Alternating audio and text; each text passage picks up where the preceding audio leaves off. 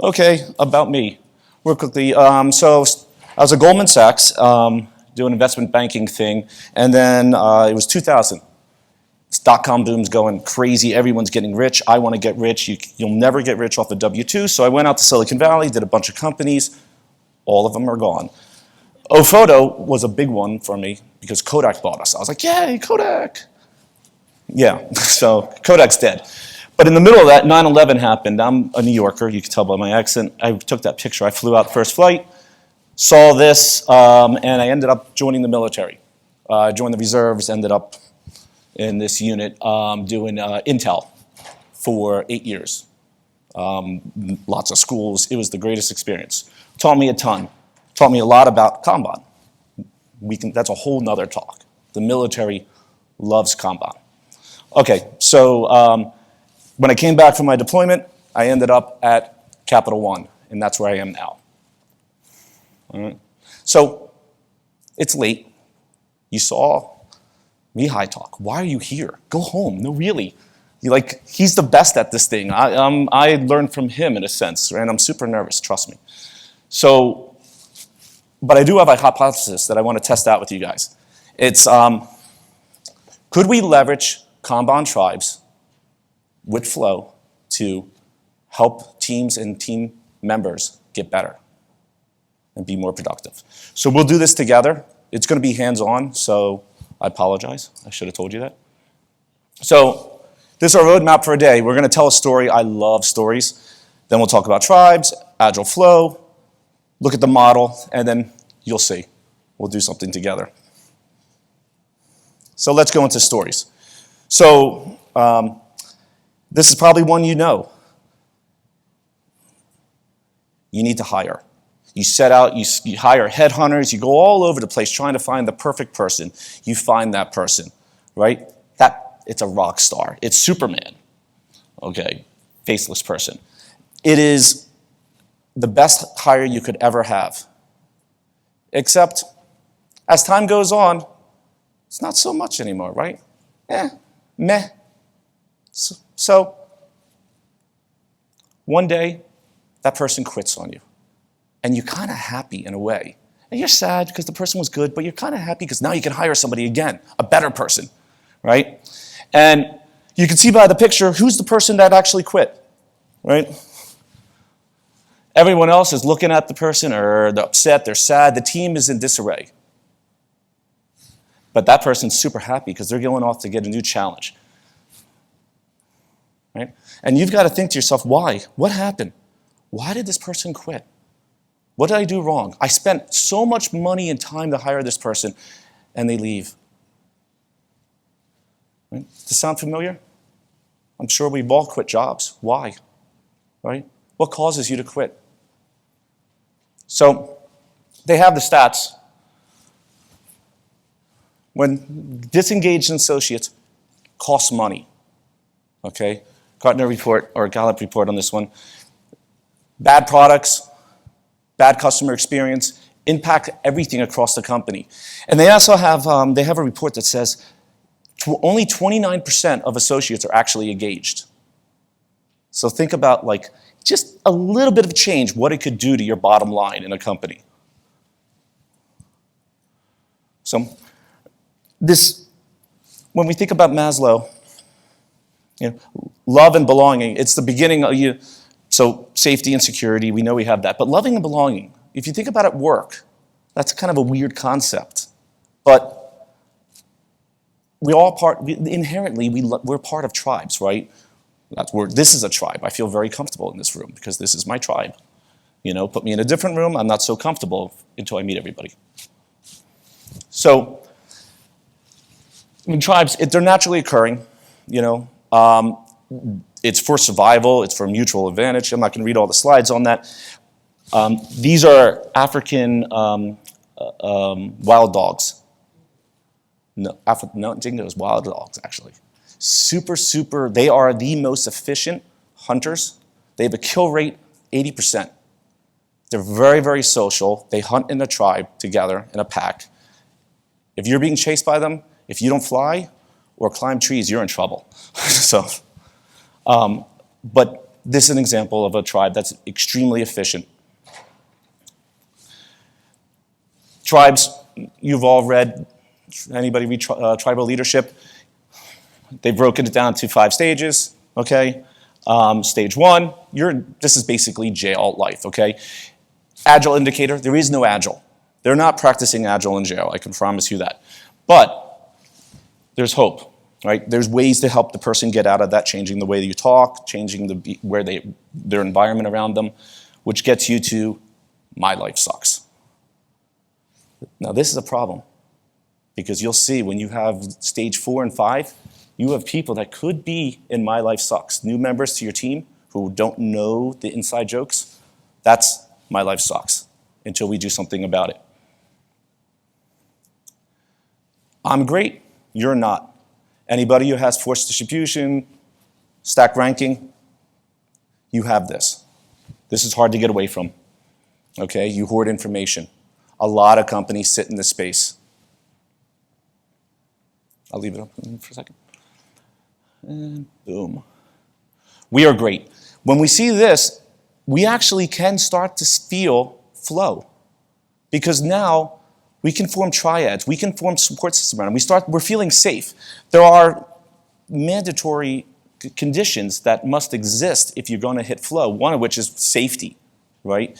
When I'm great and you're not, that not person is not so safe, okay? Here, we're all in this together, a little more safety involved in it. So flow starts to show up in this stage here. In this stage, again, you really have flow. This is, if you think about, like, I hate to say Google, they're looking for the greater good in this world. They're giving back. Microsoft, Bill Gates Foundation is another example of this, okay? You have people who are trying to change the world. Bono, singer, is in this by himself, I guess, or his crew. So, and when you have stage 4 and stage 5, you start to get in flow. You can be in that upper quadrant there, okay? Because then you start to feel that self-esteem, self-actuation. So the tribe gets you into that love and belonging, but then when the flow comes in, that's when you can start reaching the hierarchy on it. But you have 7 conditions. And when you read the conditions, you actually start to think, these sound very much like Kanban or Agile. Knowing what to do. Do we know what to do? We look at a board, it tells us what to do, right? Knowing how to do it, well, you have a team, you have your tribe. If you don't know how to do it, there are people there. If you are working on the team, you can work together. Knowing how well you do it, again, we have the Kanban board, we have WIP limits, we have feedback mechanisms to know how well we're doing something, okay? So, I won't go through all, but each of these you start to internalize and say, this Kanban helps get flow. It has all the tools there for us. Okay, so that was my kids' lunch on Saturday. I took that picture for this deck. Because we have to buy our pictures. When you work at Capital One, you can't just steal pictures. So I took this, and she didn't know why I wanted to make her pasta so bad on Saturday. So that's your code. You're new to the team. You are giving legacy code that's like 10 years old, and you don't know this. You're in a bad state. Do you think you could be in flow in this thing? Do you feel safe enough to say, I need help? Somebody help me on this thing. Walk me through the code. So to get to the flow, you have to have that safety, the trust in the org that's not going to stab you in the back or hold it against you, that you couldn't figure this out. Could you ask for help? And if you got help, the people that help you, they could achieve flow too, if you think about it. Because they're experiencing the pleasure of helping somebody and the knowledge transfer that they have. And you could actually get flow yourself with that. So this is interesting because when you think of flow, it's not a single point, it's a movement. And if you don't keep on challenging the person or pivoting slightly, you'll plateau out. So you have that steep acceleration, and that's that somewhat anxiety, and then there's the arousal, and then there's flow. But very quickly, you'll go to control if you don't do something. Think about games that you play, right? They get boring after a while if it doesn't get harder. And then it's relaxation, and you don't want it anymore. So you quit playing. So this is an example of why you have to keep on pushing somebody. So I invented the triangle. That's my triangle. So this is, I actually talk about this all the time, honesty, transparency, and trust. Trust is on the bottom for a reason, okay? So we talk about honesty. It's the first book in the chapter of the wisdom, Thomas Jefferson. Think about, are you honest with your team? Is your management team honest with you? Right? Transparent. How transparent are you? How transparent is your leadership to you? And then we get to trust, right? The most important health organization is based on trust. Without trust, you really aren't going to get much further than maybe stage 3 in life. And you're not going to get flow. We must build an organization of trust. Okay. So there's a green zone. And the green zone is it safe to fail? Are you allowed to run as fast as you can, trip and fall, and it's all right, you didn't win? Right? Can you really innovate? If you don't have trust from your management, and can you really go further than you did before, or are you going to play it safe? That guy is just plain stupid. So now we start getting into the model that I have. Jim Collins wrote a book, Good to Great, and when he did this, he did a TED Talk once, and he drew these circles. We'll see them. So the first circle he drew was, what's the passion, okay? Then the next circle is, what are you good at? And what do you get paid to do? And when he spoke about companies doing this, and companies, that's the sweet spot. And for an individual, it sounds pretty good, right? That's the sweet spot. But I want to challenge that, right? Is it really a sweet spot? I think the sweet spot is slightly outside of it. So you keep challenging. The person will get into the middle. Your job is to pull them out. Just push them. Give them a little harder task. As we saw in that last graph, a couple, with that plateau, just keep pushing them a little further. They get better at something, push them. In Mihai's book, he talks about arousal being the place, that's where learning takes place. So it's right there on the border. You don't want to go too far. If you leave somebody out too far, well, that turns into anxiety, right? And that's not a good place to be. But if you just get them right there, that person, then they can reach flow, and then you can push them again so they learn more. Okay? Going back to this model, so we know the middle's flow. What's that bottom one look like? That's where when you look at somebody and they don't love their job, do they? And they're not even good at it. They leave work early, they show up late, they're just not performing. What you do with that person, I don't know. Maybe you do get rid of that person. Maybe you ask them what they want to do in life, because this isn't it. Definitely not it. Right? Performs well, punches the clock. If you don't get paid for it, and you're good at it, it's a chore. Cutting my lawn, that's a chore. If you love doing it, and you're good at it, volunteer. But that one, I like to draw. I'm not really good at it. I'm trying to be. And that's the sweet spot. That's where you want to get the person. When you talk to your folks, and we're going to do this together, you want to know where they are. You want to help them and coach them along in this journey. Okay? So, on the table, there's a bunch of packets of paper. Turn them over, and you'll see the circles. And I'm sure we all have pens because they gave them out for free. And what I'd like to do, so I'll tell you what, for me, for instance, in this room, I might be in flow right now. Well, right now I might be. But in this tribe, I am.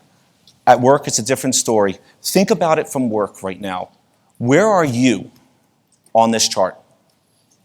And just make a mark on it. I'll give you a moment.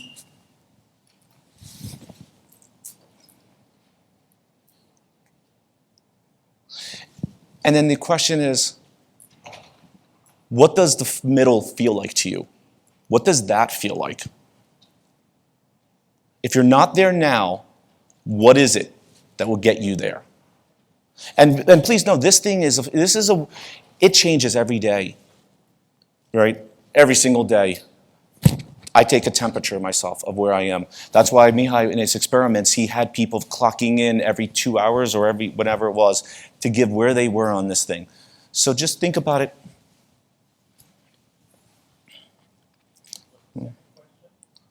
I'll go back. Oh, sorry. Hang on. So, what would it take you to get there? And then, who are you going to tell? Think about this in your head. I might not be in the right spot. I'm not where I should be. I want to get to flow. Who do you talk to about that, to have that conversation? Okay? And then my bigger challenge is to take this and try it on somebody and let me know what happens. But there's a warning, okay? And the warning is this. I've had people quit because of this. Not because I'm a bad person. No, I mean, I could be. But it's because they realize, oh my gosh, I'm doing the wrong thing in life. I want to be a software developer, and I don't want to do this anymore. And that's okay, right? It's all right. Or I just don't even want to be in software at all anymore. Or maybe it's not software. Maybe I want to, write music for a living. My passion is music, jazz, right? So just be careful when you do it. You might not like the results of it when you talk to somebody, but it's for them that you're doing it. It's what you're good at. You get an A+ for it. I couldn't find a good logo for it that I could buy.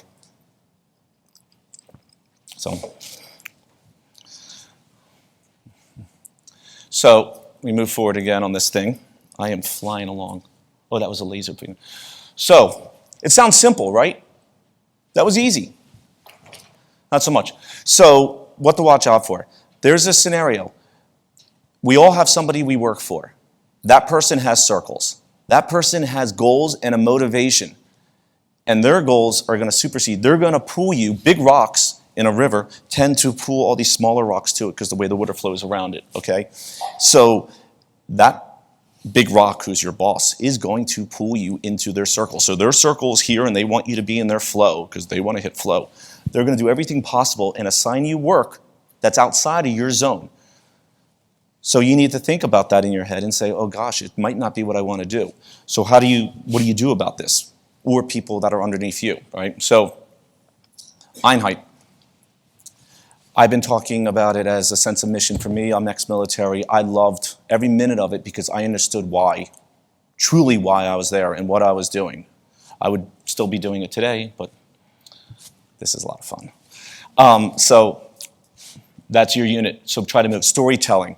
So telling a story has amazing powers on individuals to understand why and maybe change them. So maybe they weren't in that flow, but when you talk to them about it, maybe they'll move toward. So maybe your boss, when they start saying, I need you to do this, and it's not what you want to do, it's way outside of your passion zone, you'll move. Maybe after the story of why, you'll start to understand it more and start to move closer to it. So Simon Sinek, he always talks about it's winning hearts and minds, not minds and hearts, right? So there's an emotional part to this thing, and if you can get to the emotional part for the individual, or if you can have your boss do it for you, it could help you get to that spot, right? And there's emotional punctuation points, so it is a time when you actually can move a whole tribe at the same time, if you can leverage that punctuation point. Emotions do amazing things.